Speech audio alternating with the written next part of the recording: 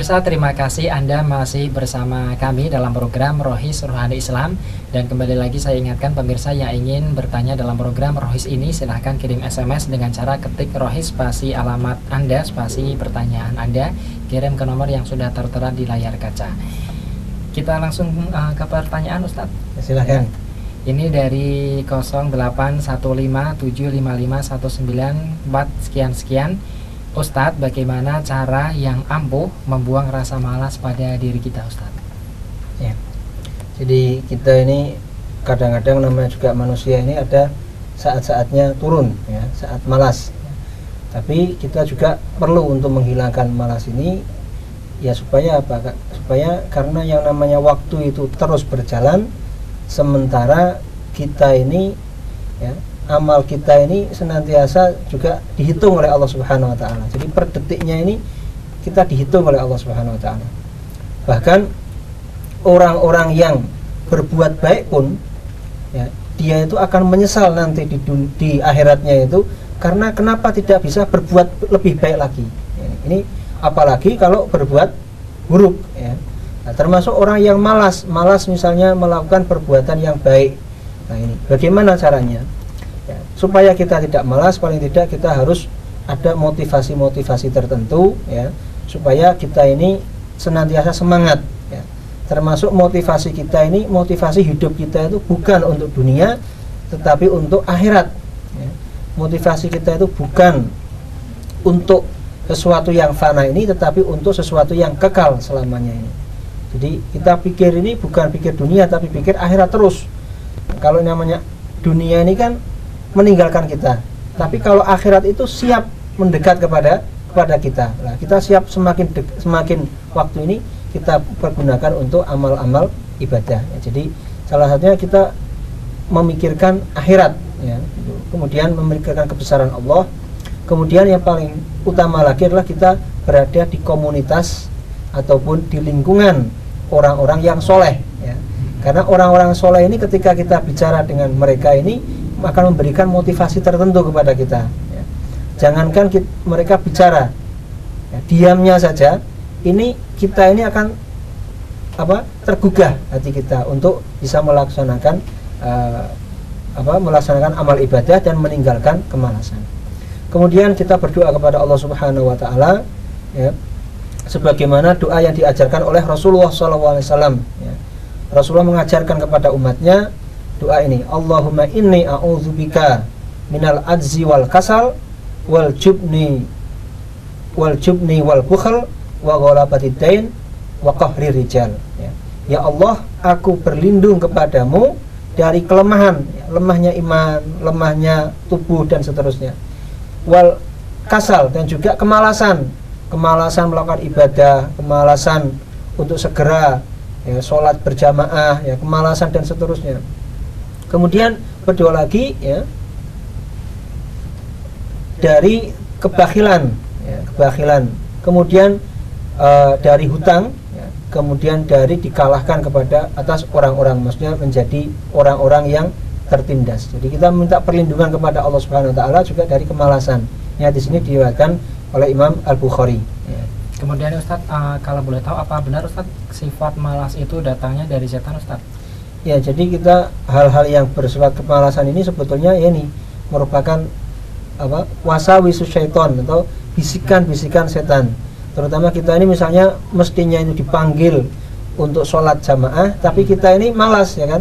Padahal tahu bahwasanya yang manggil itu Allah Subhanahu wa taala. Ibaratnya kalau kita ini dipanggil oleh atasan kita, misalnya apalagi kita dipanggil Pak Wali Kota, ya, dipanggil oleh misalnya gubernur, kadang-kadang belum saatnya saja, hanya aja kita sudah persiapan macam-macam, ya.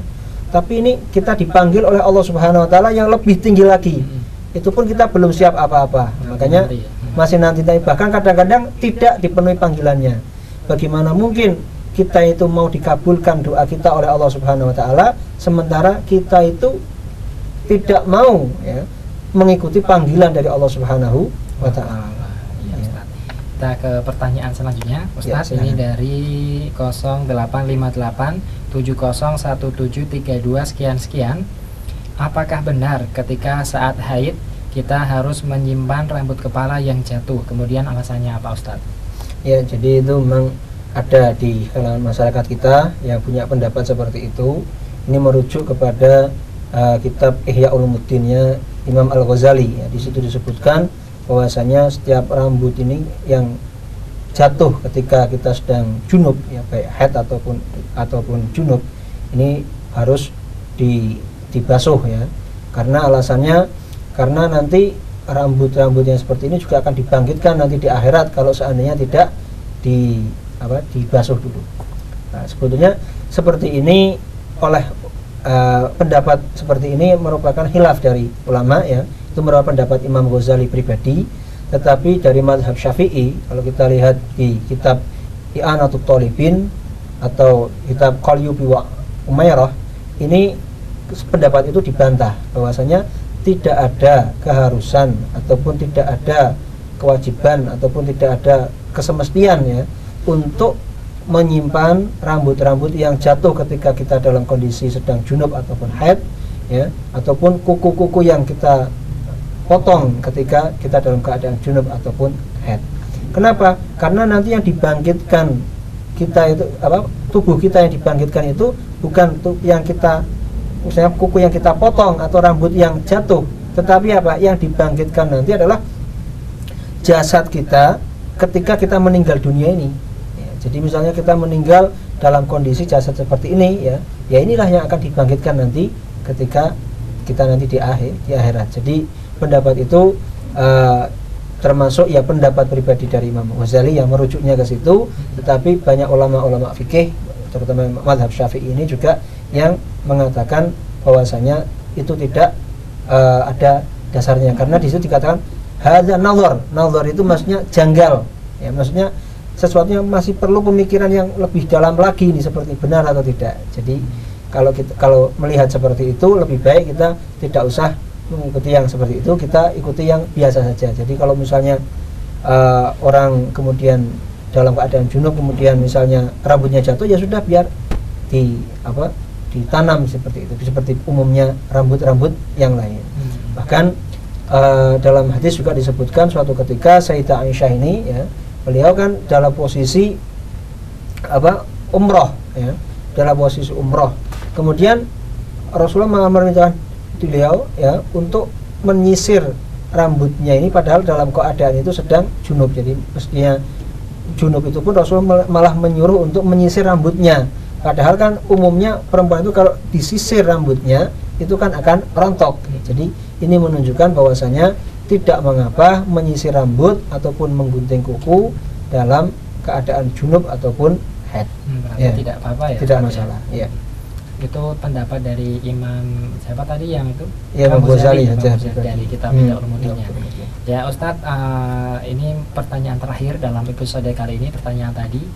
Terima kasih Ustadz sudah istilahnya menjawab pertanyaan-pertanyaan dari pemirsa Batik TV semuanya. Ya, terima kasih juga, yang juga mudah-mudahan pemirsa Batik TV ini senantiasa berada dalam lindungan Allah Subhanahu wa taala, ditetapkan di dalam iman dan Islam ya, senantiasa beriman kepada Allah Subhanahu wa taala dan bertakwa pada Allah Subhanahu wa taala.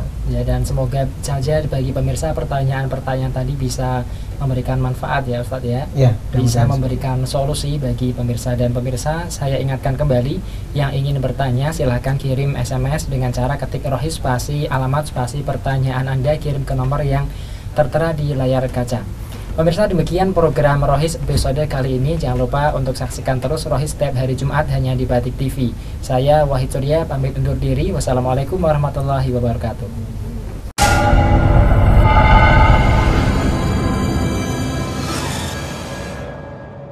Ajib